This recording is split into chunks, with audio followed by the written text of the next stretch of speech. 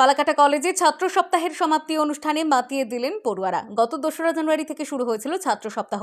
বৃহস্পতিবার ছিল সমাপ্তি অনুষ্ঠান। এদিন কলেজের সেমিনার রুমে শুরু হয় সাংস্কৃতিক প্রতিযোগিতামূলক অনুষ্ঠান। শুরুতে এদিন স্বাগত ভাষণ দেন কলেজের অধ্যক্ষ ডক্টর সুভাষচন্দ্র দাস। এছাড়াও বক্তব্য রাখেন কলেজের টিচার্স কাউন্সিলের সেক্রেটারি অধ্যাপক অভির রঞ্জন বর্মন। বক্তব্যের পর শুরু হয় প্রতিযোগিতা। প্রথমে আবৃত্তি প্রতিযোগিতায় সামিল হন পড়ুয়ারা। আবৃত্তির পর হয় সঙ্গীত প্রতিযোগিতা। গানে মাতিয়ে দেন ছাত্রছাত্রীরা। অঙ্কিতা বর্মনের গান সবাইকে মুগ্ধ করে। গানের পর শুরু হয় নৃত্য প্রতিযোগিতা। শাস্ত্রীয় নৃত্যে অংশগ্রহণ করেন ছাত্রছাত্রীরা। সবশেষে এক সপ্তাহ ধরে চলা বিভিন্ন প্রতিযোগিতার প্রথম, দ্বিতীয় ও তৃতীয় স্থানাধিকারীদের পুরস্কৃত করা হয়। Bureau report, Falakata Times. ছাত্রদের নিয়ে কিছু কর্মসূচি রেখেছি এবং সেই হিসেব করে আজকে শেষ দিন।